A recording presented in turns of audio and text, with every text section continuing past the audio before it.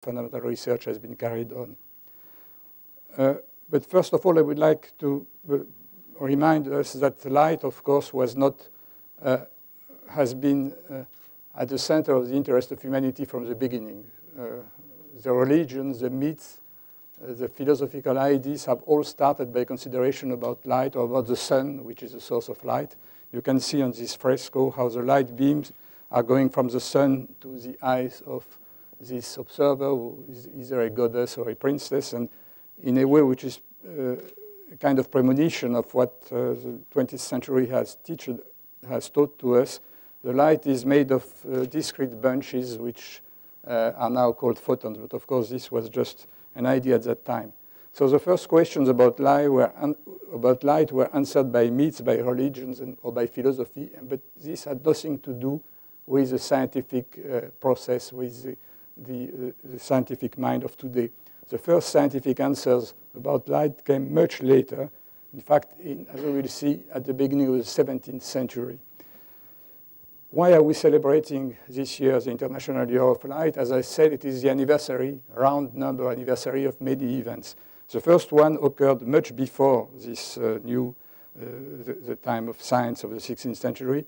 In the year 1015, that is 1,000 years ago, the Arab scholar Al-Hazen, working in Baghdad, wrote the first treatise of optics, describing the propagation of light rays. And he was the first to say clearly that the light was not going from the eye to the object, but from the object into the eye, and the eye was a receptor of the light. Then we had to wait, according to these anniversaries, 800 years.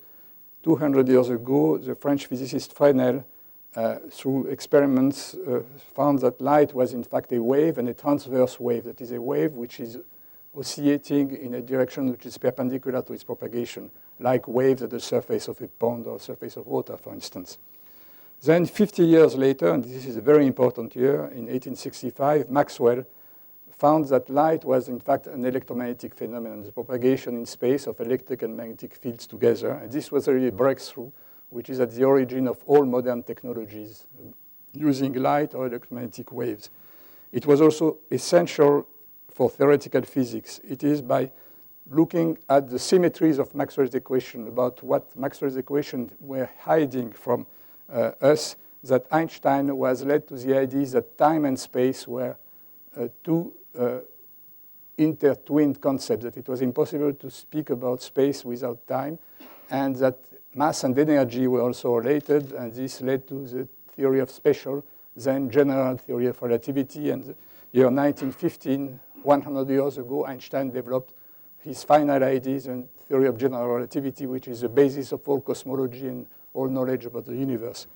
But this is not all. In 1965, 50 years ago, two engineers working at Bell Labs, Penzias and Wilson, discovered by chance, without looking for it, the cosmological background radiation, the fact that all space is permeated by microwaves, which are the remnants of very strong light fields which were produced 400,000 years after the Big Bang, when matter and light separated.